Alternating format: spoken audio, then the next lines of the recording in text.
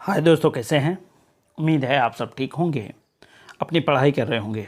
मैं मोहम्मद मुख्तार आप सबके सामने मैं फिर से हाजिर हूं ऑब्जेक्टिव ज्योग्राफी का एक और पिटारा लेकर। आज हम इस वीडियो में जिस टॉपिक पर बात करने वाले हैं वो आप हमारे सामने देख रहे हैं। भारत की नदियों से रिलेटेड सारे ऑब्जेक्टिव प्रश्न को हम एक एक करके इस वीडियो में देखने वाले हैं। हम निष्कर्ष रूप में यही कह सकते हैं कि भारत की नदी से रिलेटेड जो भी महत्वपूर्ण प्रश्न या जो भी ऑब्जेक्टिव क्वेश्चन आज तक परीक्षाओं में पूछे गए हैं उन सब को मैं इस वीडियो में समाहित करने वाला हूं। तो आपसे भी निवेदन है कि वीडियो को बिल्कुल एंड तक देखिए और हर एक प्रश्न को बारीकी से समझने का प्रयास कीजिए। तो हो सकता है वीडियो थोड़ा सा बड़ा बने, लेकिन आप वीडियो को एंड तक जरूर देखिएगा। तो चलिए बिना किसी देरी के हम स्टार्ट करते हैं आज की कड़ी के पहले प्रश्न को। तो आज की कड़ी का पहला प्रश्न है दोस्तों, बिल्कुल ध्यान से समझिएगा। किसी नदी के रेखीय स्वरूप को कहा जाता है? ऑप्शन ए अपवाह, ऑप्शन बी प्रवाह रेखा, ऑप्शन सी प्रवाह संजाल और ऑप्शन डी इनमें से कोई नहीं। तो दोस्तों ऐसा है ना कि हम वीडियो को हो सकता है बहुत जल्दी हम बोलें, क्योंकि बहुत सारे प्रश्नों को हम इसमें सोल्व करने वाले हैं। तो आपसे भी निवेदन है कि बिल्कुल ध्यान से हर एक वर्ड को आपको ध्यान से समझना है। तो देखिए प्रश्न क्या कह रहा है, किसी नदी के रेखीय स्वरूप को क्या कहा जाता है। तो इसमें जो हम कंफ्यूज होते हैं ना, ऑप्शन बी और ऑप्शन सी को लेकर कंफ्यूज होते हैं। तो इस प्रश्न का सही जवाब है ऑप्शन बी प्रवाह रेखा। अब बी और सी में जो कन्फ्यूजन होती है उसको पहले सोल्व कर लेते हैं। क्या कह रहा है, किसी नदी के रेखीय स्वरूप को, यानी मैप के थ्रू यदि आप किसी नदी को इस तरह दिखाते हैं, मान लीजिए ये नदी का रेखा है, हम रेखा के थ्रू हम किसी नदी को दिखाने का प्रयास करते हैं, तो इसलिए इसको हम प्रवाह रेखा कहेंगे। और जब कई नदियों को आप रेखा के थ्रू समझाने का प्रयास करते हैं तो इन सबको सम्मिलित रूप में हम प्रवाह संजाल कहेंगे। तो क्लियर हो गया, प्रवाह रेखा और प्रवाह संजाल। ठीक है, तो चलिए आज की कड़ी का दूसरा प्रश्न हम देखते हैं। दूसरा प्रश्न देखिए क्या है, बड़ी नदियों के जल ग्रहण क्षेत्र को कहा जाता है, क्या कहा जाता है? ऑप्शन ए नदी द्रोणी यानी रिवर वेसिन, ऑप्शन बी जल संभर वाटरशेड, ऑप्शन सी अपवाह द्रोणी ड्रेनेज बेसिन और ऑप्शन डी जल विभाजक वाटर डिवाइडर। तो आपको बताना है बड़ी नदियों के जलग्रहण क्षेत्र को क्या कहा जाता है। तो चूंकि बड़ी नदियों की बात की गई है इसलिए इसका सही जवाब होगा ऑप्शन ए नदी द्रोणी, क्योंकि बड़ी नदियों के जलग्रहण क्षेत्र को नदी द्रोणी कहा जाता है। उसी तरह छोटी नदियों के जलग्रहण क्षेत्र को जल संभर कहा जाता है। बिल्कुल ध्यान से देखिएगा। और अपवाह द्रोणी जो कहा जाता है उसको एक नदी तंत्र द्वारा जो अपवाहित क्षेत्र होता है उसको अपवाह द्रोणी कहा जाता है। और जल विभाजक हम उसे कहते हैं, यानी एक अपवाह द्रोणी और दूसरी अपवाह द्रोणी को अलग करने वाली जो रेखा होती है उसको जल विभाजक कहा जाता है। तो शॉर्टकट में आपने चारों का सम्मिलित अर्थ समझ लिया और यह जल ग्रहण क्षेत्र जो बड़ी नदियों का है उसका सही जवाब हो गया नदी द्रोणी। क्लियर है दोस्तों। चलें तीसरे प्रश्न की ओर। तीसरा प्रश्न है, निम्नलिखित में से किस नदी का उद्गम स्रोत हिमालय पर्वत है? बिल्कुल ध्यान से देखिएगा, एक एक शब्द को समझना है। किस नदी का उद्गम स्रोत हिमालय पर्वत है? Option A Sindhu, option B Ganga, option C Brahmaputra और ऑप्शन डी इनमें से सभी। तो ऑप्शन के हिसाब से इन तीनों नदी का उद्गम जो है वो हिमालय क्षेत्र में होता है, हिमालय पर्वत पर इसका उद्गम क्षेत्र है। तो प्रश्न के हिसाब से सही जवाब क्या होगा? ऑप्शन डी इनमें से सभी। क्लियर है दोस्तों। चले हम आगे। चलिए प्रश्न संख्या 4 की तरफ। प्रश्न संख्या 4 क्या कहता है, हिमालय काटकर एवं बहकर आने वाली नदियां हैं। Option A Brahmaputra Sindhu Sutlej, option B Sutlej Brahmaputra Yamuna, option C Sutlej Sindhu Ganga, option D Brahmaputra, Sindhu, Ganga. अब देखिए ऑप्शन में एक तो कन्फ्यूजन आपको दूर करना है, कहीं पे हमने सतलुज लिखा है, कहीं पे हमने सतलज लिखा है। ये मैंने इसलिए किया है ताकि आपकी कन्फ्यूजन दूर हो जाए। आपको सतलज कहीं कहीं सतलज लिखा मिलता है, कहीं कहीं सतलुज लिखा मिलता है, इसलिए इस तरह मैंने ऑप्शन में सजाने का प्रयास किया ताकि आपकी कन्फ्यूजन दूर होता रहे। सतलज और सतलुज वो अपना अपना तरीका है लिखने का। तो चलिए प्रश्न को हम देखते हैं फिर से। हिमालय काटकर या और बहकर आने वाली नदियां इनमें से कौन कौन है? जब आप नदी वाले चैप्टर को आपने पढ़ा होगा, हालांकि नदियों पर मैंने जो वीडियो है सब्जेक्टिव रूप में वो ऑलरेडी मैंने बहुत समय पहले ही अपलोड कर दिया है चैनल पर। तो अगर आपने नहीं देखा है तो उसका लिंक मैं इस वीडियो के डिस्क्रिप्शन में डाल दूंगा। आपसे निवेदन है कि उस वीडियो को भी देखिए, जिससे क्या है कि आपकी जानकारी और निखर जाएगी और ज़्यादा ईजी हो जाएगा समझना प्रश्न को। तो नदियों, हिमालय को काटकर और बहकर आने वाली नदियां जो है इनमें से ए है ब्रह्मपुत्र, सिंधु और सतलज नदी का उद्गम जो है हिमालय क्षेत्र में होता है। ठीक है, अब देखिए इसका प्रश्न थोड़ा सा चेंज करके भी होता है। प्रश्न पूछ देगा हिमालय पार की नदियां निम्नलिखित में से कौन है, चाहे इस तरह पूछ दे या हिमालय पार की नदियां निम्नलिखित में से कौन है वह पूछ दे, तो दोनों का जवाब आपको इस तरह ऑप्शन ए में मिल जाता है। चलिए प्रश्न संख्या 5 को देखते हैं। लिखता है हिमालय की नदियों में से भारत में सबसे पश्चिमी नदी कौन सी है? सबसे पश्चिमी नदी, इसको भाई साहब एकदम रट जाना है, घोर कर पी जाना है। हिमालय की नदियों में से भारत में सबसे पश्चिमी नदी कौन सी है? Option A Brahmaputra, option B Ganga, option C Sindhu और ऑप्शन डी सतलज। तो ऑप्शन के हिसाब से हिमालय से निकलने वाली भारत की सबसे पश्चिमी नदी जो है वह है दोस्तों सिंधु नदी। क्लियर? क्योंकि आप देखेंगे कि भारत के सबसे पश्चिम में, यानी भारत के अलावे वो तिब्बत में इसका जन्म होता है, उसके बाद वो जो है कि लद्दाख में प्रवेश करता है और लद्दाख के बाद वो पाकिस्तान में चली जाती है। सिंधु पर अगर आपने वीडियो देखा होगा तो कितनी बारीकी से हमने इसको समझाने का प्रयास किया है। तो इस तरह का प्रश्न आता है, आपको घबराना नहीं है, बल्कि इसको तो इजी वे में सुन के याद रख लेना है। तो चलिए अगले प्रश्न की तरफ। प्रश्न संख्या 6 है, कहता है सिंधु नदी की कुल लंबाई कितनी है? बिल्कुल ध्यान से देखिएगा, सिंधु नदी की कुल लंबाई कितनी है? Option A 2880 kilometre, option B 2900 kilometre, option C 2500 kilometre और ऑप्शन डी 1114 किलोमीटर। तो बताना है सिंधु नदी की कुल लंबाई। तो इसका सही जवाब क्या होगा? ऑप्शन ए 2880 किलोमीटर सिंधु नदी की कुल लंबाई है। तो चलिए अगले प्रश्न की ओर। प्रश्न संख्या 7 को देखते हैं। कहता है भारत में सिंधु नदी की लंबाई कितनी है? 6 नंबर का प्रश्न और 7 नंबर के प्रश्न को कंपेयर कीजिएगा। 6 में हमने पूछा सिंधु नदी की कुल लंबाई और 7 नंबर में प्रश्न है कि भारत में सिंधु नदी की लंबाई कितनी है। ठीक है, बिल्कुल ध्यान से। Option A 2880 kilometre, option B 1114 kilometre, option C 2900 kilometre और ऑप्शन डी 1014 किलोमीटर। तो बताना है भारत में सिंधु नदी की लंबाई। तो इसका सही जवाब है 1114 किलोमीटर सिंधु नदी की कुल लंबाई है भारत में। और वह भारत के एकमात्र जो जनपद है वो लेह जनपद से होकर गुजरती है। ठीक है, आपसे यह भी प्रश्न पूछ देगा कि सिंधु नदी भारत के एकमात्र जनपद से गुजरती है, उसका नाम क्या है? लेह। और लेह कहाँ है?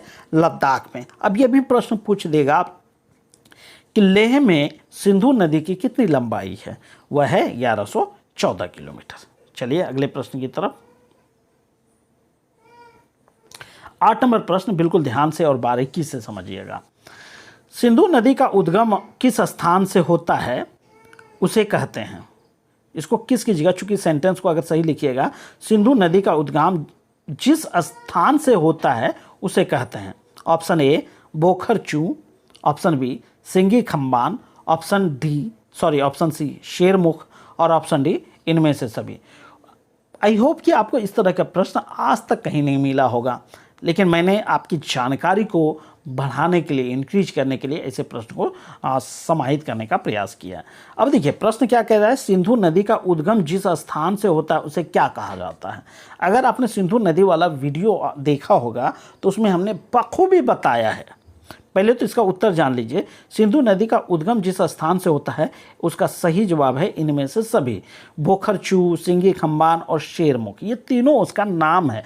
लेकिन मेरा जो यहाँ पे इसको समाहित करने का मतलब था वो ये कि बोखरचू उस स्थान को कहा जाता है, हम भारतीय उसको बोखरचू के नाम से जानते हैं। लेकिन ये सिंगी खम्बान और शेरमुख जो उसका नामकरण किया गया है, उसका नामकरण तिब्बत में उसको सिंगी खम्बान या शेरमुख के नाम से जाना जाता है। और बात जो जानना है, ये उद्गम स्थल जो है सिंगी खम्बान या शेरमुख की ऊंचाई जो है वह 4164 मीटर है।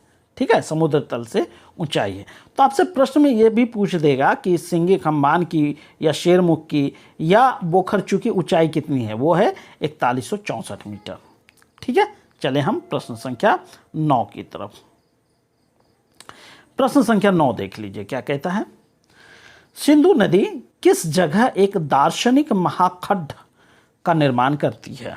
Option A Dardistan, option B Kabul, option C Gilgit और ऑप्शन डी तिब्बत। तो बताना है सिंधु नदी के द्वारा एक दार्शनिक महाखड्ड, एक दर्शनीय स्थल बनाता है, किस जगह पर बनाता है।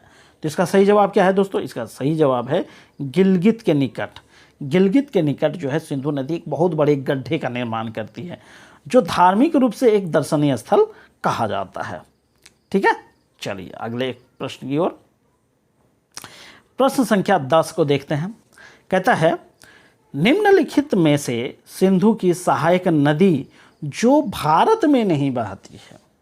बड़ी गजब क्वेश्चन है भाई साहब, इसको ध्यान से देखिएगा। रटने की कोई आवश्यकता नहीं है, बल्कि एकदम ध्यान से यदि आप इनको सुनेंगे तो याद हो जाएगा। ठीक है, मतलब सिंधु नदी की सहायक नदी तो सारी है, लेकिन आपको उस नदी का चयन करना है जो भारत में नहीं बहती है। देखिए option A Sutlej, option B Jhelum, option C Beas और ऑप्शन डी कुर्रम।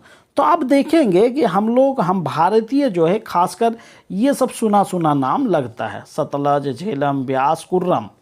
कुर्रम नहीं लगता है, और यही इसका सही जवाब है कुर्रम, क्योंकि कुर्रम पाकिस्तान में बहती है और बाकी सतलज, झेलम, व्यास जो है कि भारत की ओर से बहने वाले सिंधु की सहायक नदियां हैं। क्लियर हो गया। चलें अगले प्रश्न की ओर। प्रश्न संख्या 11 को देखिए। कहता है सिंधु नदी कराची के किस दिशा में अरब सागर में मिलती है। भाई साहब ये विगत यूपीएससी के एग्जाम में पूछा गया है। ठीक है, यूपीएससी के एग्जाम में यह क्वेश्चन हूबहू आया है, तो हमने इसमें भी समाहित करने का प्रयास किया है। सिंधु नदी कराची के किस दिशा में अरब सागर में मिलती है। ऑप्शन ए पूर्व, ऑप्शन बी पश्चिम, ऑप्शन सी उत्तर और ऑप्शन डी दक्षिण। तो बताइए इसका सही जवाब क्या होगा। इसका सही जवाब है दोस्तों ऑप्शन ए पूर्व दिशा में।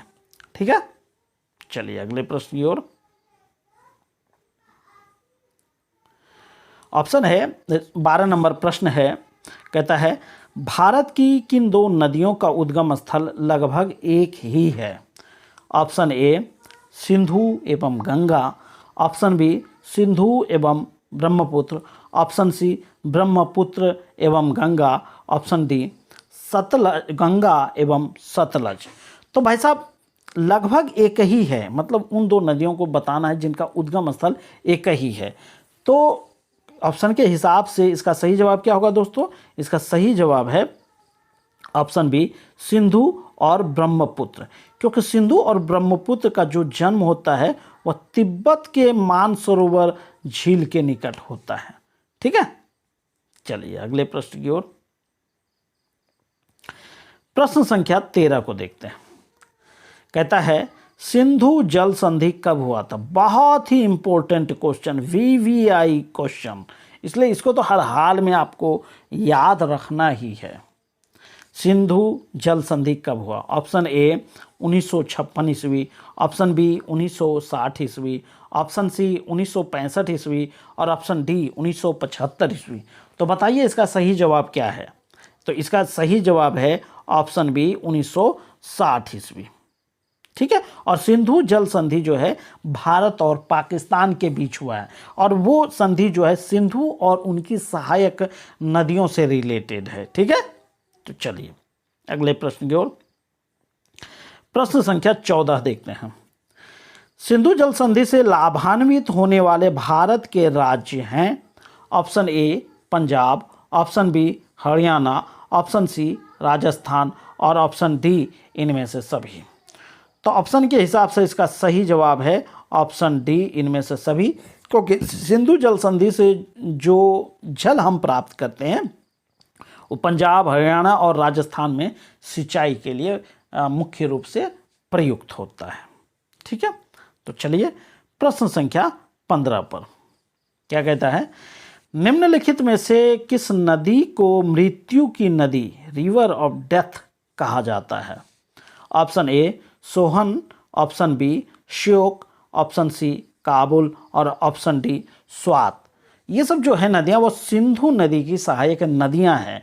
तो इनमें से एक नदी को मृत्यु की नदी के नाम से जाना जाता है। तो इसका सही जवाब बताना है, तो ऑप्शन के हिसाब से इसका सही जवाब है ऑप्शन बी श्योक नदी। ठीक है, तो चलिए प्रश्न संख्या 16।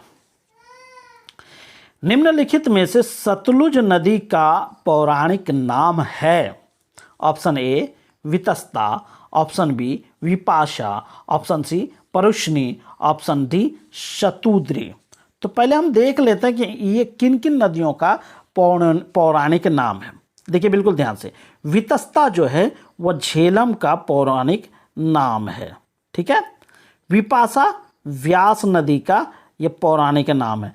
परुष्णी जो है वह रावी नदी का पौराणिक नाम है, और शतुद्री वह सतलज नदी का पौराणिक नाम है। तो बताइए ऑप्शन के हिसाब से सही जवाब क्या होगा? सतलुज नदी या सतलज नदी का पौराणिक नाम ऑप्शन डी में है शतुद्री, सतलज। तो ये बाकी तीन ऑप्शन भी बहुत इंपॉर्टेंट है अभी जो मैंने बताया, तो उसको आप चाहें तो वीडियो को पीछे ले जाकर उसको लिख लीजिए और उसको कंठस्थ कर लीजिए। ठीक है, चलिए प्रश्न संख्या 17 को देखते हैं। कहता है सतलुज नदी का उद्गम स्थल है? ऑप्शन ए राकस ताल झील, ऑप्शन बी व्यास कुंड, ऑप्शन सी शेषनाग झरना, ऑप्शन डी इनमें से कोई नहीं। तो बताइए सतलुज नदी का उद्गम स्थल कौन सा है? तो पहले हम देख लेते कि कौन सा है। ये जो 3 गो उद्गम स्थल हमने बताया है ये बड़ा इंपॉर्टेंट है, उसको देख लीजिए। जैसे शेषनाग झील से जो है वह झेलम नदी का उद्गम होता है, इसको भी आप चाहें लिख लीजिए। व्यास कुंड से, इसमें नाम में ही क्लियर है, व्यास नदी का उद्गम होता है। और राकस ताल झील से सतलज नदी का जन्म होता है। तो क्लियर है, सतलज नदी का उद्गम स्थल कौन सा है? ऑप्शन ए राकस ताल झील। चलिए आगे प्रश्न संख्या 18 को देखते हैं। कहता है सतलज नदी किस दर्रे से होकर भारत में प्रवेश करता है? बहुत ही इंपॉर्टेंट प्रश्न, किस दर्रे से होकर भारत में प्रवेश करता है? ऑप्शन ए खैबर दर्रा, ऑप्शन बी शिव किला दर्रा, ऑप्शन सी जोजिला दर्रा और ऑप्शन डी नाथुला दर्रा। तो बताइए किस दर्रा से होकर सतलज नदी भारत में प्रवेश करती है? तो भाई साहब जब आपने सतलुज नदी के बारे में पिछले वीडियो में देखा होगा तो मैंने एक छोटा सा ट्रिक भी बताया था। सतलुज में पहला अक्षर स है और उस दर्रे में भी पहला अक्षर स होना चाहिए, वह शिव किला दर्रा है। क्लियर, कोई दिक्कत नहीं। तो सतलुज नदी भारत में जो प्रवेश करती है वह शिव किला दर्रा से होकर प्रवेश करती है। चलिए प्रश्न संख्या 19 की तरफ। क्या कहता है? लुधियाना शहर जो है, लुधियाना किस नदी के तट पर स्थित है? Option A Chenab, option B Vyas, option C Sutlej और ऑप्शन डी झेलम। तो बताइए लुधियाना शहर किस नदी के किनारे बसा है? तो ऑप्शन के हिसाब से इसका सही जवाब है ऑप्शन सी सतलज। लेकिन इसकी हकीकत जान लीजिए, इस तरह का प्रश्न यूपीएससी परीक्षा जैसे जो एक पावरफुल या फिर कहें एक बेस्ट एग्जाम है उसमें इस तरह का प्रश्न नहीं आता है, लेकिन और सब एग्जाम में ये पूछ देगा लुधियाना शहर किस नदी के किनारे स्थित है। लेकिन वर्तमान स्थिति ये है कि सतलज नदी जो है ना वह लुधियाना से 13 किलोमीटर, कितना, 13 किलोमीटर उत्तर दिशा में बहती है। मतलब यहाँ अगर लुधियाना है तो उससे उत्तर में चले जाइए, 13 किलोमीटर दूर से होकर सतलज नदी बहती है। लेकिन एक समय था जब लुधियाना जो है सतलज नदी के तट पे स्थित था। तो चले, क्लियर हो गया। अगले प्रश्न की तरफ हम बढ़ते हैं। प्रश्न संख्या 20 को देखते हैं। सिंधु की सबसे लंबी सहायक नदी का क्या नाम है? ऑप्शन ए सतलज, देखिए इसमें भी डबल बार लिखा गया Sutlej, option B Vyas, option C Chenab और ऑप्शन डी झेलम। तो बताइए सिंधु की सबसे लंबी सहायक नदी का क्या नाम है? इसका सही जवाब क्या होगा? सबसे लंबी सहायक नदी चेनाब नदी है। ठीक है, सिंधु की सबसे लंबी सहायक नदी का नाम चेनाब है। तो चलिए अगले प्रश्न की ओर। प्रश्न संख्या 21 को देखते हैं, क्या कहता है? चेनाब नदी चेनाब नदी की भारत में लंबाई कितनी है? Option A 1114 kilometre, option B 1180 kilometre, option C 1200 kilometre, option D 1280 kilometre. तो बताइए चेनाब नदी की भारत में लंबाई कितनी है? और वो सही जवाब क्या है? 1180 किलोमीटर। अब हकीकत में आप देखें तो सिंधु नदी की भारत में जितनी लंबाई है, और वो लंबाई अभी हमने थोड़ी देर पहले ही बताया 1114 किलोमीटर, और उसकी सहायक नदी जो भारत में बहती है 1180 किलोमीटर। तो भारत में सिंधु नदी की जितनी लंबाई है उससे ज़्यादा लंबाई उसकी सहायक नदी की हो जाती है। तो चलिए अगले प्रश्न की ओर।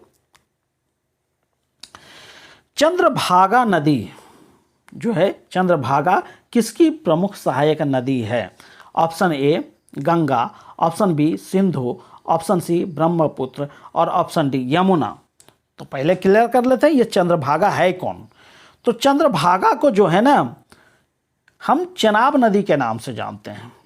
तो चेनाब नदी का उपनाम आप चंद्रभागा कह सकते हैं। वो इसलिए कि चेनाब नदी जो बनती है वह चंद्रा और भागा, चंद्रा प्लस भागा नामक सरिता या दो छोटी छोटी नदियों से मिलकर चेनाब नदी बनती है, इसलिए इसको कई बार चंद्रभागा भी कह देता है। तो अब क्लियर है, चेनाब नदी, सतलज चंद्रभागा का मतलब चेनाब नदी होती है। तो किसकी सहायक नदी है? तो अभी मेरी बात क्या हो रही है? वो सिंधु नदी पे चल रही है, तो इसका सही जवाब हो गया सिंधु नदी। चलिए अगले प्रश्न की ओर। प्रश्न संख्या 23। पंजाब के निर्माण में सबसे महत्वपूर्ण नदी कौन सी है? Option A Sutlej, option B Vyas, option C Jhelum और ऑप्शन डी सिंधु। तो बताइए पंजाब के निर्माण में सबसे महत्वपूर्ण नदी कौन सी है? तो इसका सही जवाब है ऑप्शन डी सिंधु। बढ़े हम अगले प्रश्न की तरफ। चलिए प्रश्न संख्या 24। भारत की सबसे लंबी नदी कौन सी है? बिल्कुल ध्यान से देखिएगा, भारत की सबसे लंबी नदी कौन सी है?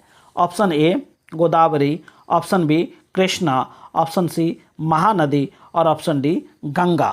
तो इसका सही जवाब क्या होगा दोस्तों? भारत की सबसे लंबी नदी का नाम गंगा है। चले हम अगले प्रश्न की तरफ।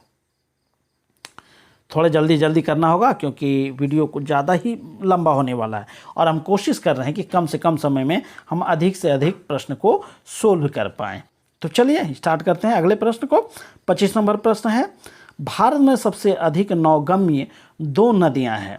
ऑप्शन ए गंगा एवं ब्रह्मपुत्र, ऑप्शन बी कावेरी एवं गोदावरी, ऑप्शन सी गंगा एवं सिंधु और ऑप्शन डी ब्रह्मपुत्र एवं यमुना। तो सबसे अधिक नौगम्य दो नदियों के बारे में पूछा गया है, तो इसका सही जवाब क्या होगा? इसका सही जवाब है ऑप्शन ए गंगा एवं ब्रह्मपुत्र। चलिए अगले प्रश्न की ओर। प्रश्न संख्या 26 देखिए, भारत की किस नदी पर विश्व का सबसे ऊंचा पुल बनाया गया है? बहुत ही इंटरेस्टिंग प्रश्न, और ये एक तरह से कहें करंट अफेयर के जैसा ये प्रश्न है, लेकिन नदी से रिलेटेड है, इसलिए मैंने इसमें समाहित किया है। तो भारत की किस नदी पर विश्व का सबसे ऊंचा पुल बनाया गया है? Option A Sutlej, option B Ganga, option C Chenab और ऑप्शन डी यमुना। तो बताइए किस नदी पर सबसे ऊंचा पुल बनाया गया है जो विश्व में 1 नंबर पे है? तो इसका सही जवाब क्या होगा दोस्तों? इसका सही जवाब है चेनाब नदी। ठीक है, इसका थोड़ा मिस्टेक है, टाइपिंग मिस्टेक है, उसको सही कर लीजिएगा। चलिए अगले प्रश्न की तरफ। अगला प्रश्न है प्रश्न संख्या 27। गंगा नदी का उद्गम स्थल माना जाता है, और ये मैं पहले बता दूं, इस तरह का क्वेश्चन यूपीएससी जैसे एग्जाम में नहीं पूछा जाता है, लेकिन और एग्जाम में आपसे पूछा जाता है, और यदि पूछ दिया तो इस तरह का प्रश्न, तो उसका सही जवाब को क्या देना है वो आपको देखना है। गंगा नदी का उद्गम स्थल माना जाता है, option A Verinag, option B Gangotri, option C Rakastal और ऑप्शन डी रोहतांग दर्रा। तो इसका सही जवाब क्या होगा भाई साहब? इसका सही जवाब है गंगोत्री, और गंगोत्री उत्तराखंड में है। ठीक है, चलिए प्रश्न संख्या 28। गंगा नदी भारत के कितने राज्यों से होकर बहती है? Option A 3, option B 4, option C 5 और ऑप्शन डी 7। तो इसका सही जवाब क्या होगा? गंगा नदी भारत के कितने राज्यों से होकर बहती है? तो इसका सही जवाब क्या होगा दोस्तों? 5, और वो 5 इसलिए जहाँ से उद्गम होता है वो हो गया उत्तराखंड, उसके बाद आता है उत्तर प्रदेश, उसके बाद आ जाता है बिहार, ठीक है, उसके बाद झारखंड और लास्ट में पश्चिम बंगाल आ जाता है। इस तरह क्रम से है, उत्तराखंड, उत्तर प्रदेश, बिहार, झारखंड और पश्चिम बंगाल, टोटल 5 राज्यों से होकर यह बहती है। ठीक है, चलिए अगले प्रश्न की तरफ। प्रश्न संख्या 29। गंगा नदी की सर्वाधिक लंबाई भारत के किस राज्य में है? Option A Uttarakhand, option B Uttar Pradesh, option C Bihar, option D Paschim Bangal. तो बताइए सर्वाधिक लंबाई भारत के किस राज्य में? तो पहले देख लेते हैं कि 5 राज्यों में से 4 राज्य का नाम तो यहाँ है, और किस राज्य में इसकी कितनी लंबाई है पहले देखते हैं। उत्तराखंड में 310 किलोमीटर गंगा की लंबाई है, उत्तर प्रदेश में 1140 किलोमीटर इसकी लंबाई है, बिहार में 455 किलोमीटर इसकी लंबाई है, और पश्चिम बंगाल में 520 किलोमीटर गंगा नदी की लंबाई है। इस तरह ऑप्शन देख के आपको कैसा लगता है कि सर्वाधिक लंबाई भारत के किस राज्य में है? अगर आपने इसको देख लिया तो आप बखूबी बता सकते हैं कि गंगा नदी की सर्वाधिक लंबाई भारत में जो है वो उत्तर प्रदेश में, और उसकी लंबाई कितनी है? 1140 किलोमीटर। चलिए अगले प्रश्न की ओर। 30 नंबर प्रश्न कहता है, गंगा नदी की न्यूनतम लंबाई भारत के किस राज्य में है? न्यूनतम मतलब सबसे कम। Option A Bihar, option B Paschim Bangal, option C Jharkhand और ऑप्शन डी उत्तराखंड। क्लियर है?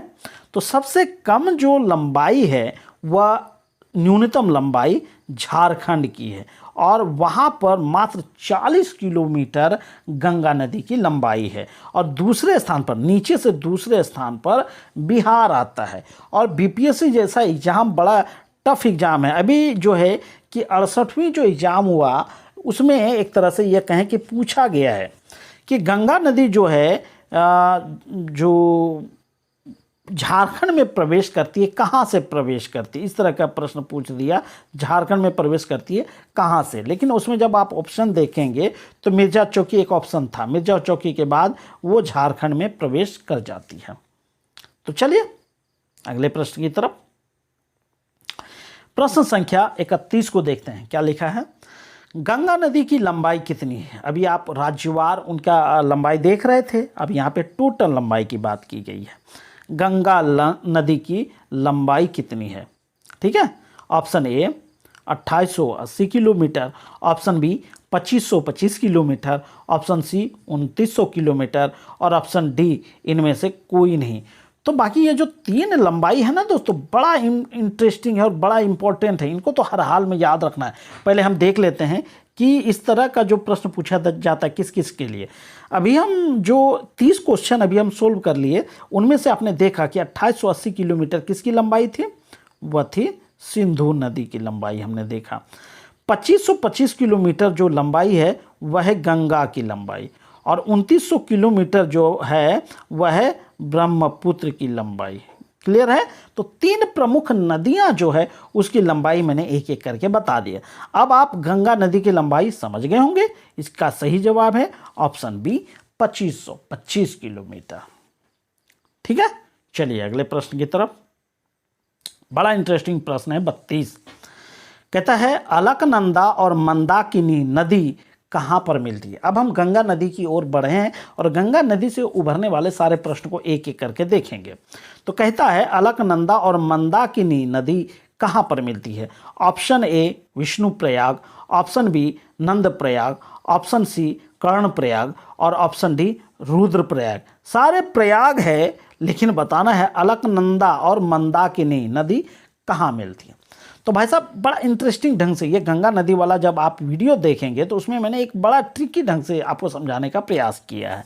उसका भी लिंक मैं डाल दूंगा इस वीडियो के डिस्क्रिप्शन में, उसको आप आराम से देख लीजिएगा। तो चलिए एक सरसरी निगाह से यहाँ भी देख लेते हैं। मूल नदी कौन सी चलती है, अलकनंदा। आगे बढ़ती है तो कहाँ पर कौन कौन सी नदी मिलती है उसको देख लेते हैं। जैसे विष्णुप्रयाग में धौली गंगा मिलती है। कौन सा, धौली गंगा मिलती है। उसके बाद जब आगे बढ़ती है नंदप्रयाग में, अब नाम में ही है, उसमें कौन सा मिलती है, नंदाकिनी। कर्णप्रयाग में मिल जाती है पिंडार गंगा। क्या मिल जाती है, पिंडार गंगा। और रुद्रप्रयाग है जहाँ पर मंदाकिनी या फिर कहें काली गंगा नदी मिलती है। तो आप क्लियर हो गया। ऑप्शन के हिसाब से अलकनंदा में मंदाकिनी नदी कहाँ मिलती है, तो इसका सही जवाब है रुद्रप्रयाग में। ठीक है, तो चलिए अगले प्रश्न की तरफ। अब देखिए उसी से मिलता जुलता एक और प्रश्न है। अलकनंदा और भागीरथी नदी कहाँ पर मिलती है।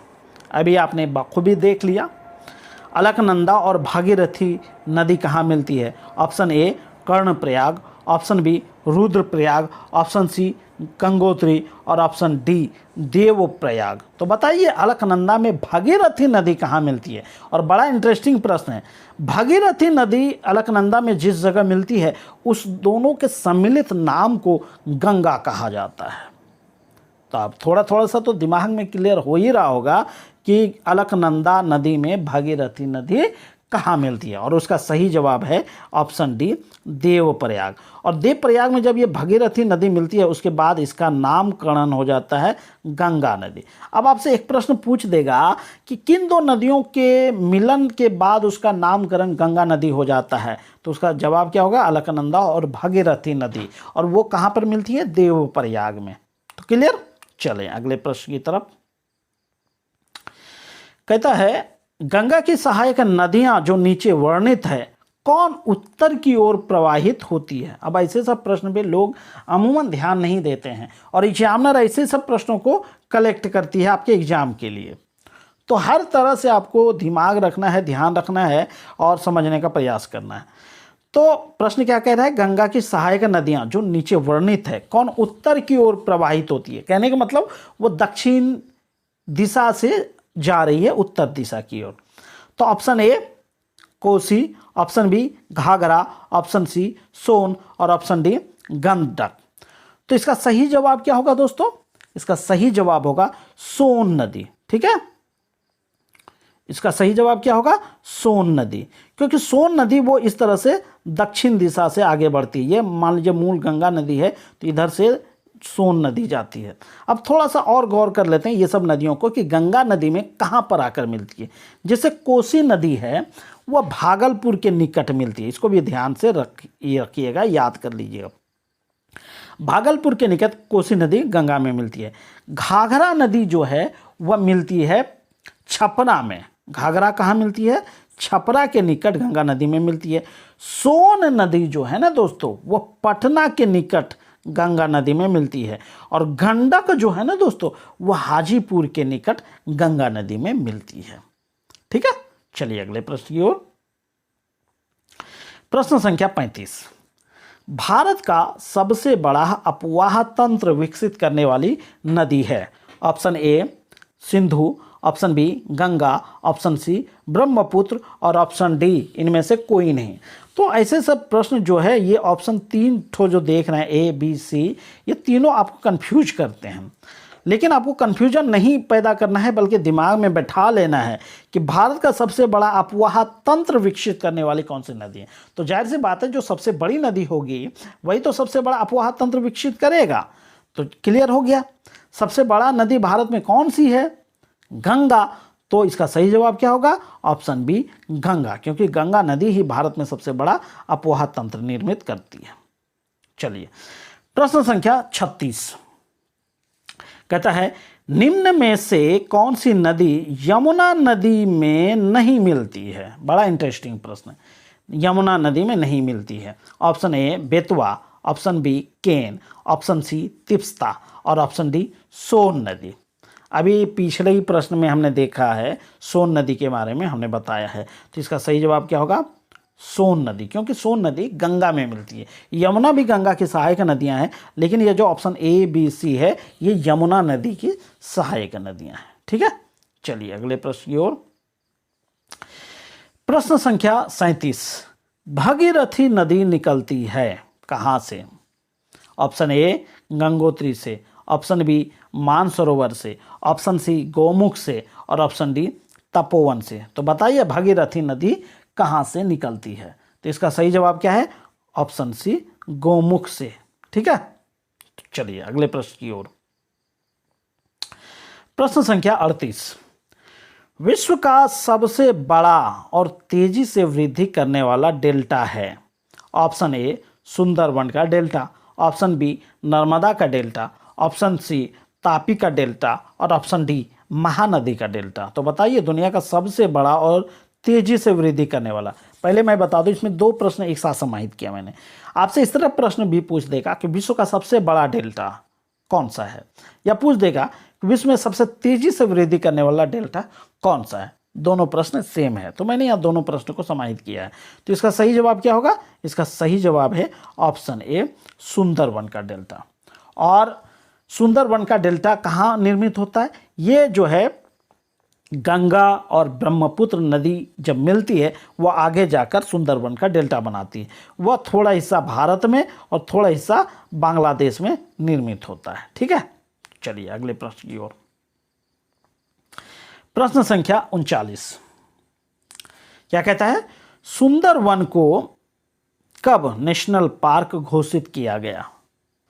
ऑप्शन ए 1970 ईस्वी, ऑप्शन बी 1980 ईस्वी, ऑप्शन सी 1984 ईस्वी और ऑप्शन डी 1994 ईस्वी। तो बताइए सुंदरवन को कब नेशनल पार्क घोषित किया गया? तो इसका सही जवाब क्या होगा? 1994 ईस्वी। अब थोड़ा सा जानकारी जुटा लेते हैं कि सुंदरवन किस लिए विख्यात है। यह विख्यात है रॉयल बंगाल टाइगर के शरण स्थल के रूप में। ठीक है, रॉयल बंगाल टाइगर, और इसे 1984 ईस्वी में नेशनल पार्क घोषित किया गया। चलिए अगले प्रश्न की ओर। प्रश्न संख्या 40। गंगा नदी को बांग्लादेश में, बिल्कुल ध्यान से, गंगा नदी को बांग्लादेश में किस नाम से जाना जाता है? Option A Jamuna, option B Padma, option C मेघना और ऑप्शन डी इनमें से कोई नहीं। तो बताइए गंगा नदी को बांग्लादेश में किस नाम से जाना जाता है? तो थोड़ा सा ध्यान दे देते हैं कि पहले ऑप्शन को देख लेते हैं। यह जो जमुना है ना दोस्तों, वह ब्रह्मपुत्र जब बांग्लादेश में प्रवेश करती है तो उसको जमुना के नाम से पुकारा जाता है। पद्मा वो गंगा का नामकरण है बांग्लादेश में, और मेघना गंगा और ब्रह्मपुत्र नदी जब मिलती है, इधर से गंगा और इधर से ब्रह्मपुत्र मिलती है, तो उसकी संयुक्त धारा को मेघना के नाम से पुकारा जाता है। तो ऑप्शन के हिसाब से सही जवाब क्या होगा? गंगा नदी को बांग्लादेश में पद्मा के नाम से पुकारा जाता है। तो चलिए प्रश्न संख्या 41 को देख लेते हैं। क्या कहता है? गंगा और ब्रह्मपुत्र के संयुक्त धारा को किस नाम से जाना जाता है? अभी मैंने 40 नंबर प्रश्न में ये बात रिपीट किया, लेकिन फिर भी ध्यान देते हैं। गंगा और ब्रह्मपुत्र के संयुक्त धारा को किस नाम से जाना जाता है? Option A Padma, option B Jamuna, option C मेघना और ऑप्शन डी तीस्ता। तो क्लियर हो पा रहा है कि गंगा और ब्रह्मपुत्र नदी की संयुक्त धारा को हम मेघना कहते हैं। क्लियर है? ऑप्शन सी में मेघना है। पद्मा क्या हो गया? गंगा का नामकरण हो गया। जमुना क्या है? बांग्लादेश में जब जाती है तीस्ता नदी की मिलने के बाद उसका नामकरण जमुना हो जाती है। और तीस्ता तो आपने देख ही लिया, तीस्ता ब्रह्मपुत्र की सहायक नदी है। क्लियर? चलिए अगले प्रश्न की ओर। प्रश्न संख्या 42।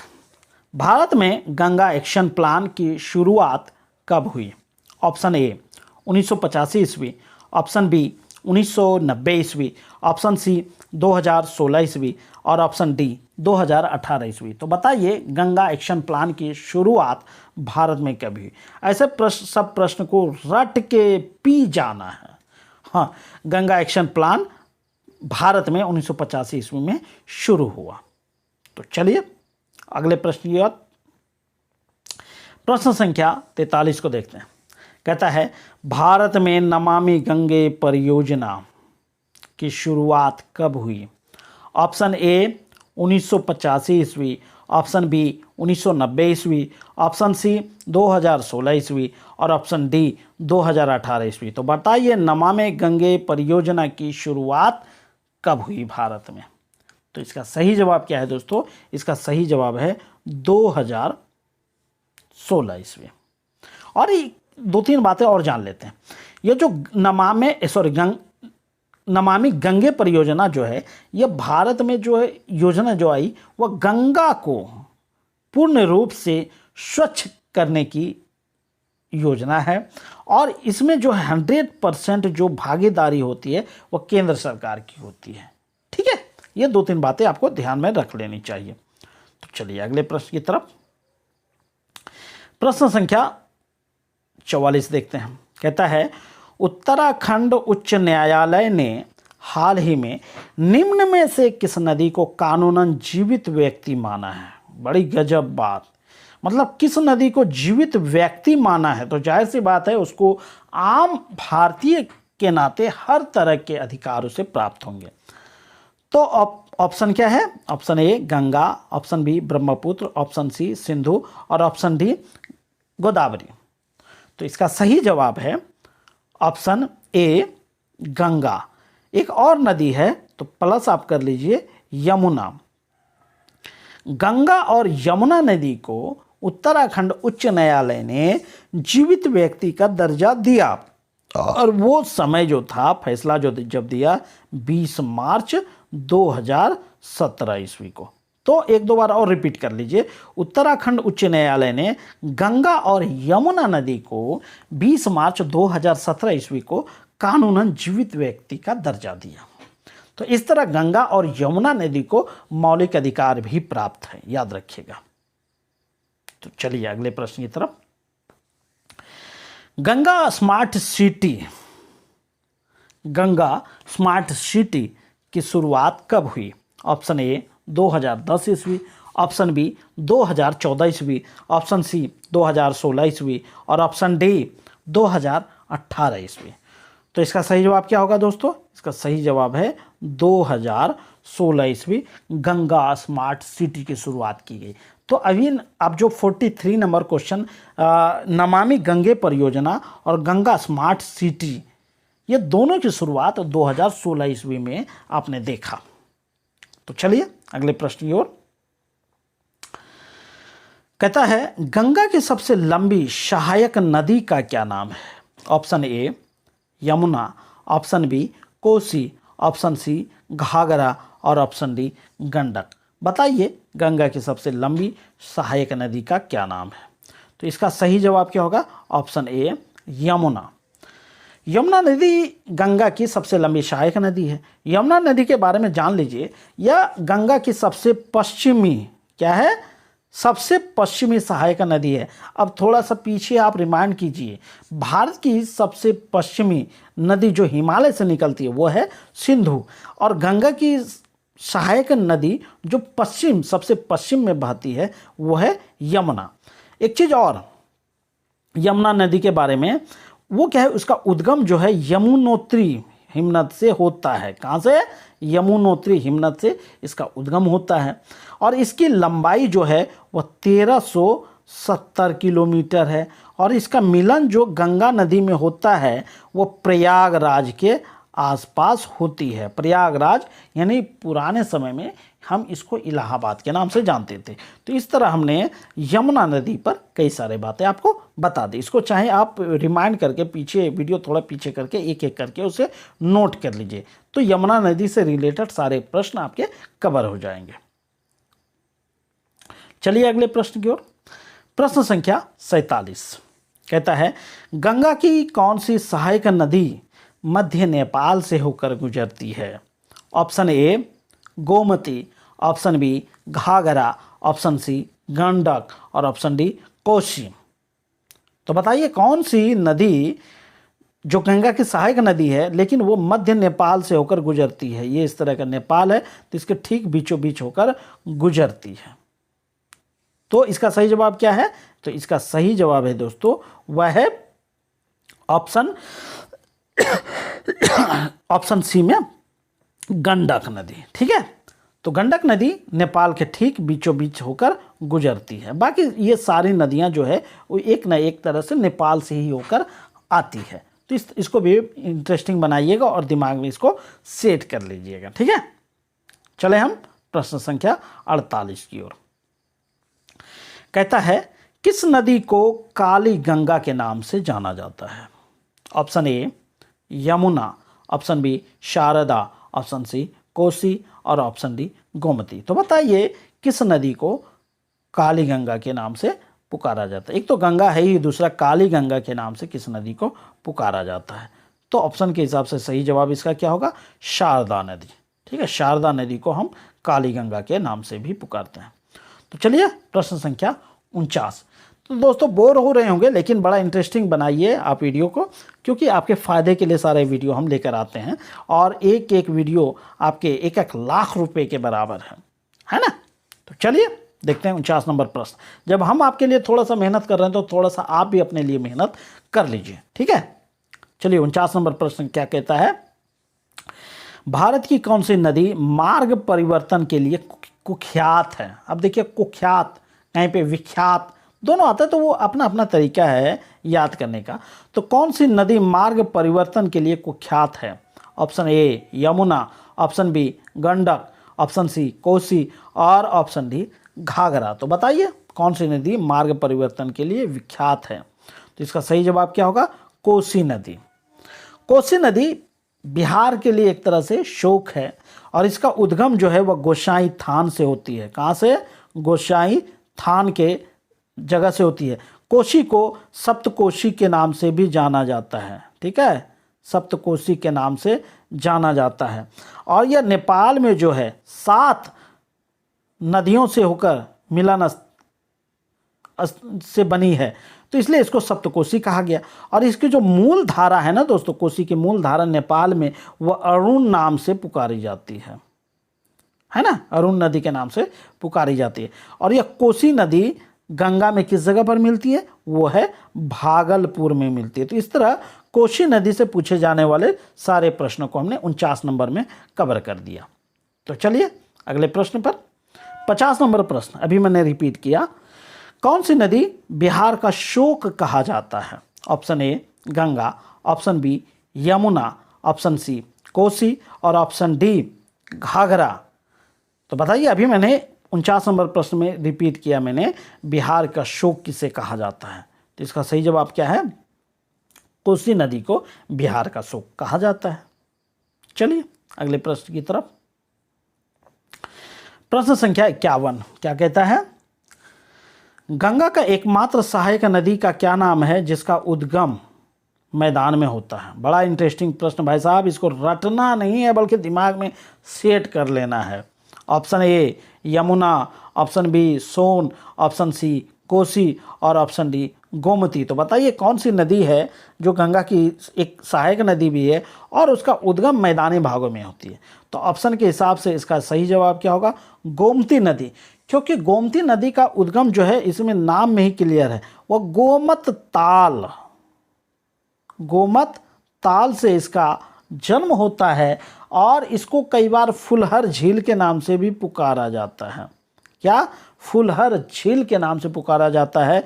और यह गोमत ताल कहाँ है? यूपी के पीलीभीत में स्थित है। क्लियर हो गया? चलिए अगले प्रश्न की तरफ हम बढ़ते हैं। कहता है दामोदर नदी का उद्गम कहाँ होता है? ऑप्शन ए छोटा नागपुर पठार, option B Amarkantak, option C Janapav पहाड़ी और ऑप्शन डी इनमें से कोई नहीं। तो बताइए दामोदर नदी का उद्गम कहाँ से होता है? तो इसका सही जवाब क्या होगा? इसका सही जवाब है ऑप्शन ए छोटा नागपुर की पठारी। दामोदर नदी जो है थोड़ा सा और देख लेते हैं। यह दामोदर नदी जो है हुगली नदी की सहायक नदी है। हुगली नदी की सबसे बड़ी सहायक नदी आप कह सकते हैं। ठीक है, चलिए अगले प्रश्न की तरफ। प्रश्न संख्या 53 को देखते हैं। क्या कहता है? बंगाल का शोक किस नदी को कहा जाता है? अभी बिहार का शोक आपने देखा, अब बंगाल का शोक देख लीजिए।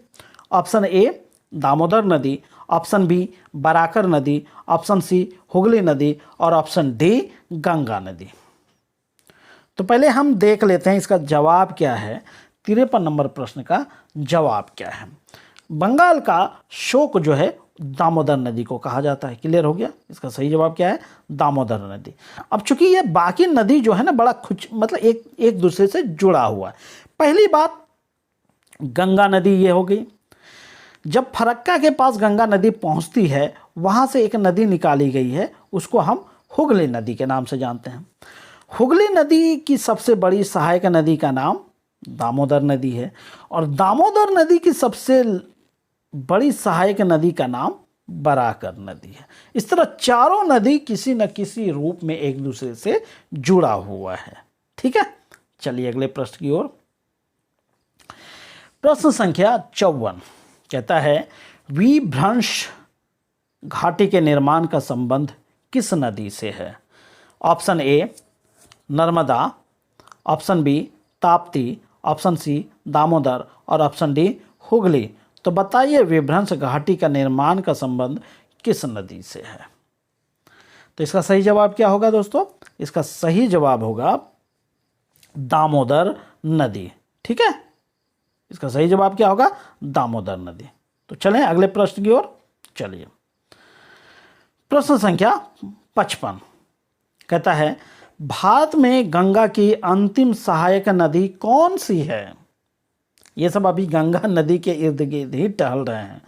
तो ऑप्शन क्या है? प्रश्न क्या कहता है? गंगा की अंतिम सहायक नदी कौन सी है? Option A Yamuna, option B Kosi, option C Sharda और ऑप्शन डी महानंदा। तो इसका सही जवाब है दोस्तों महानंदा। क्योंकि गंगा नदी जब फरक्का के पास पहुंचती है वहाँ पर जो उसमें आकर मिलती है महानंदा नदी मिलती है और यहीं पर एक नदी खींची गई है हुगली नदी। तो क्लियर हो गया। और फरक्का के बाद वो बांग्लादेश में प्रवेश कर जाती है। तो कॉन्सेप्ट क्लियर हो पा रहा है दोस्तों? तो चलिए अगले प्रश्न की ओर। प्रश्न संख्या 56 कहता है तिब्बत में सांगपो के नाम से किस नदी को जाना जाता है? Option A Sindhu, option B Sutlej, option C Brahmaputra और ऑप्शन डी इनमें से कोई नहीं।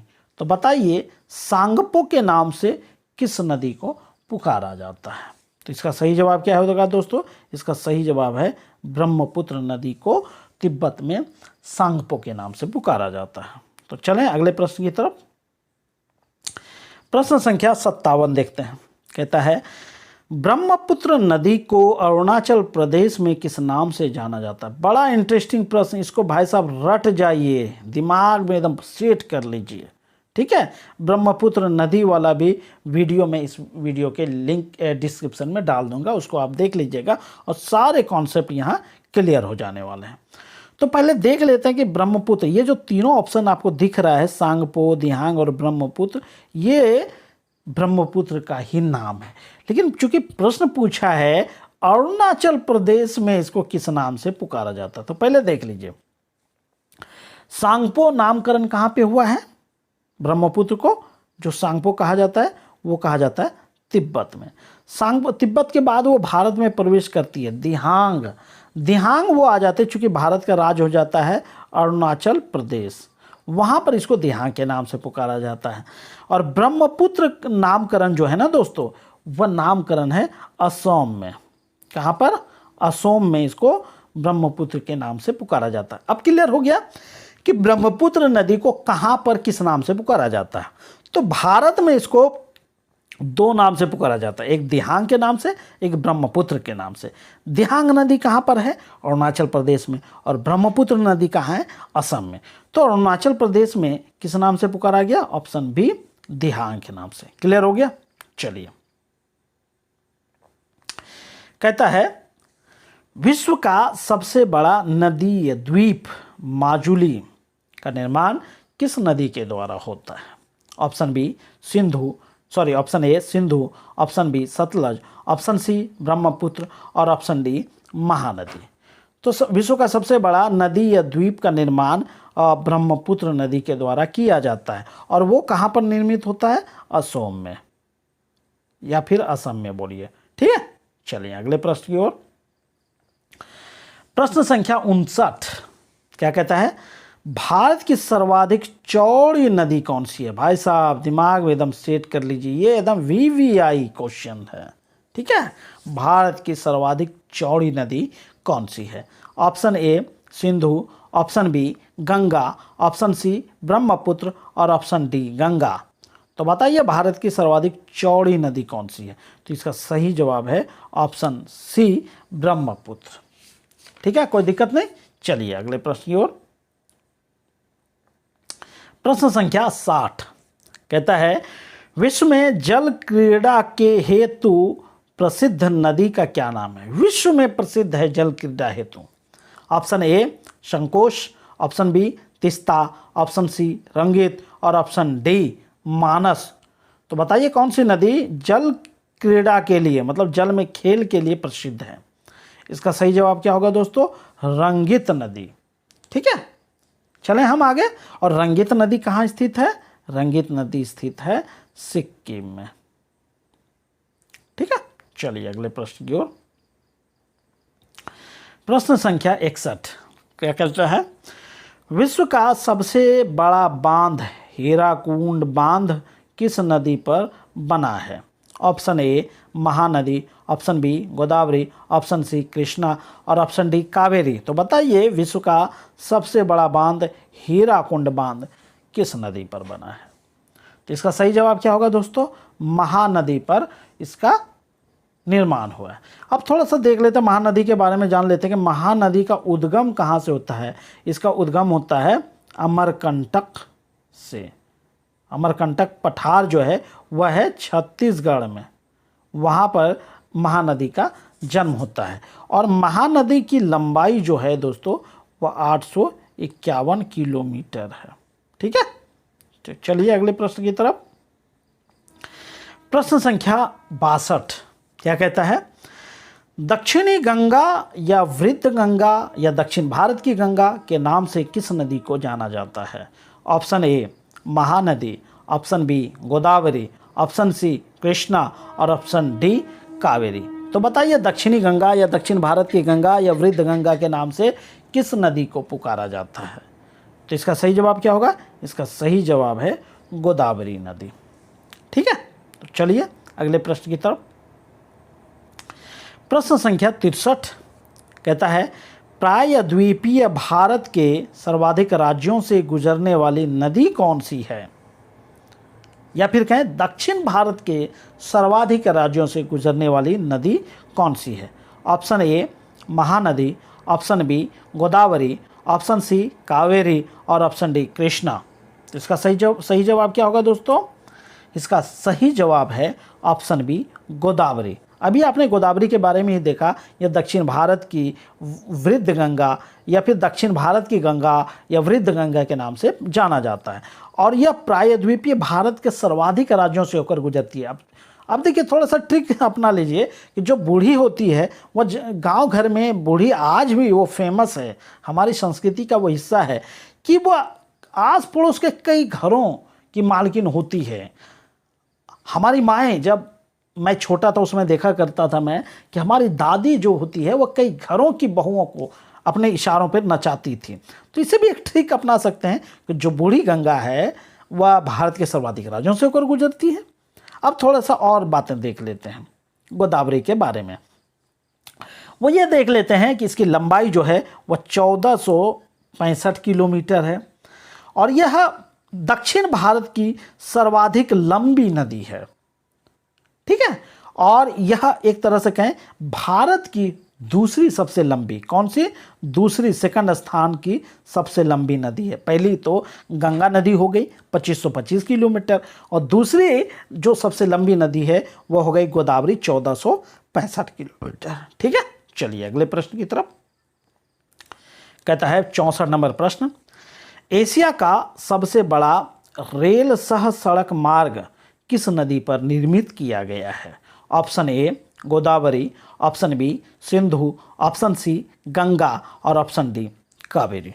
तो बताइए, एशिया का सबसे बड़ा एक नदी पर पुल बना है जो रेल और सड़क दोनों मार्ग के लिए उपयोग में लाया जाता है। तो इसका सही जवाब क्या होगा दोस्तों? इसका सही जवाब है ऑप्शन ए गोदावरी। और वो मार्ग जो है ना दोस्तों, वो है राजमुंद्री, ठीक है, और कोसबूर के निकट। ये मार्ग का दोनों छोर है, राजमुंद्री और कोसबूर के बीच वो पुल का निर्माण किया गया है। तो चलिए अगले प्रश्न की तरफ। प्रश्न संख्या 65 कहता है, प्रायद्वीपीय भारत की दूसरी सबसे बड़ी नदी कौन सी है? Option A Godavari, option B Mahanadi, option C Krishna, और ऑप्शन डी कावेरी। तो बताइए, प्रायद्वीपीय भारत की दूसरी सबसे बड़ी नदी का नाम क्या है? अभी आपने देखा कि प्रायद्वीपीय भारत की सबसे लंबी नदी कौन सी हो गई? वो थी गोदावरी नदी। अब दूसरे स्थान की कौन सी नदी है भाई साहब? वो है, इसका सही जवाब क्या है? कृष्णा नदी। तो इस तरह कृष्णा नदी भारत की तीसरी सबसे लंबी नदी, क्योंकि कृष्णा नदी की लंबाई जो है वो 1400 किलोमीटर है और गोदावरी की 1465 किलोमीटर। और यह नदी जो है दोस्तों, कृष्णा नदी आंध्र प्रदेश, कर्नाटक और महाराष्ट्र 3 राज्यों से होकर गुजरती है। चलिए अगले प्रश्न की तरफ। कहता है, कृष्णा नदी जल विवाद का प्रारंभ कब हुआ था? ऑप्शन ए 1947 ईस्वी, ऑप्शन बी 1950 ईस्वी, ऑप्शन सी 1957 ईस्वी, और ऑप्शन डी 1960 ईस्वी। तो बताइए, कृष्णा नदी जल विवाद का जन्म कहाँ हुआ था? तो इसका जन्म जो है दोस्तों, ऑप्शन के हिसाब से इसका सही जवाब है 1957 ईस्वी। और यह जो विवाद है ना, कृष्णा जल विवाद जो है, वह है वही 3 राज्य अभी जो मैंने बताया, आंध्र प्रदेश, दूसरा कर्नाटक और तीसरा महाराष्ट्र। ये 3 राज्य है जिसके बीच जो है कृष्णा जल विवाद उत्पन्न हुआ था 1957 में। चलें अगले प्रश्न की ओर। प्रश्न संख्या 67 क्या कहता है?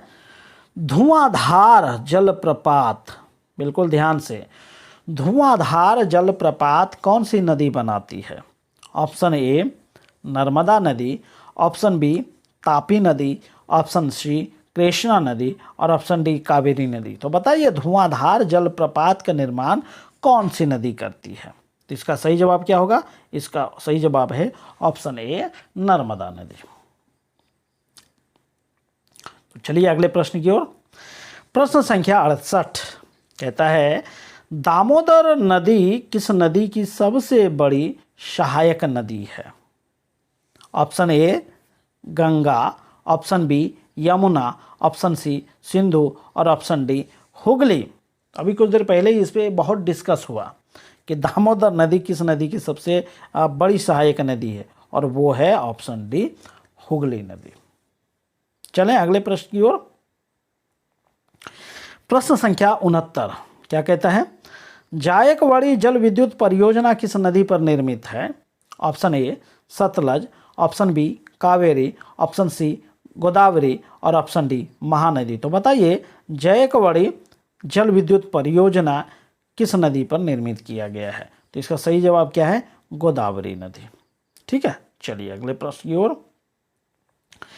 प्रश्न संख्या 70 कहता है, नर्मदा किस दिशा की ओर प्रवाहित होती है? ऑप्शन ए उत्तर, ऑप्शन बी दक्षिण, ऑप्शन सी पूर्व और ऑप्शन डी पश्चिम। तो बताइए नर्मदा नदी किस दिशा की ओर प्रवाहित होती है? अब देखिए नदी वाले वीडियो में हमने बताया था कि दो नदी नर्मदा और तापी नदी जो है ना वह इस तरह चलती है पश्चिम की ओर, है ना।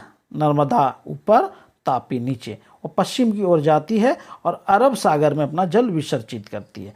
तो ऑप्शन प्रश्न क्या पूछ रहा है, नर्मदा नदी किस दिशा की ओर प्रवाहित होती है, मतलब इसका सही जवाब क्या होगा? पश्चिम, क्योंकि पूर्व से पश्चिम दिशा की ओर ये चलती है।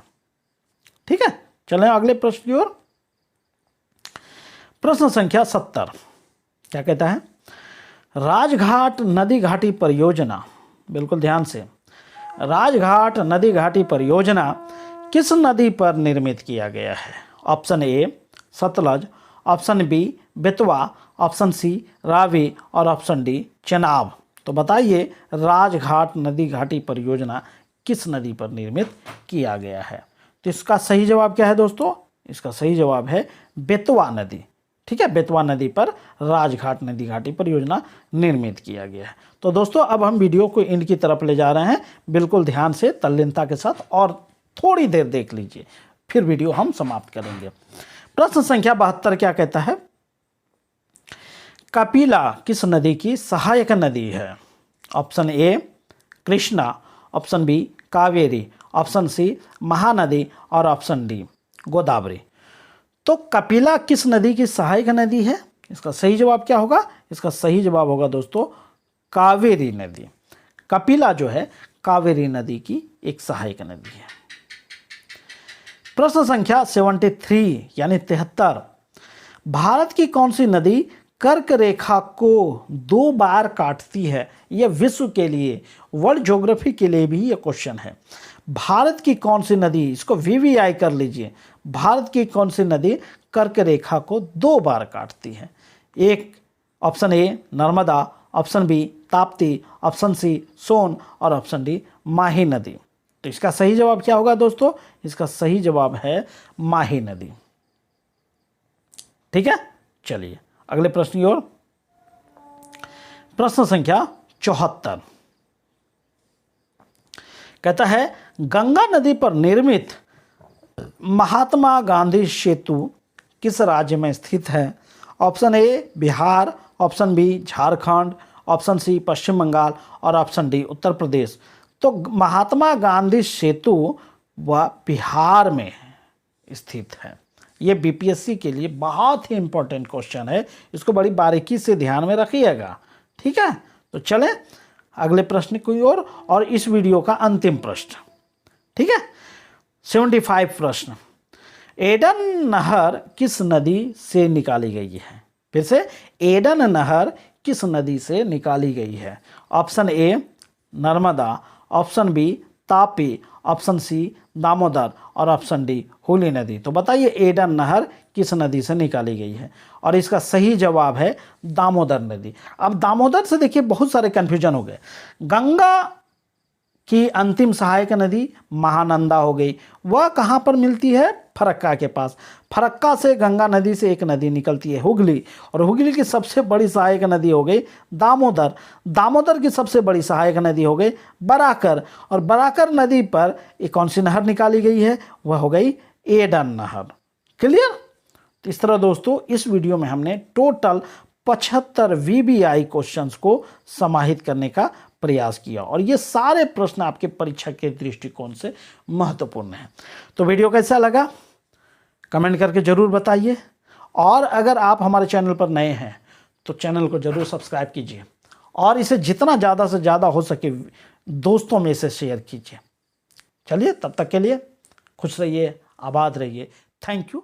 जय हिंद, जय भारत।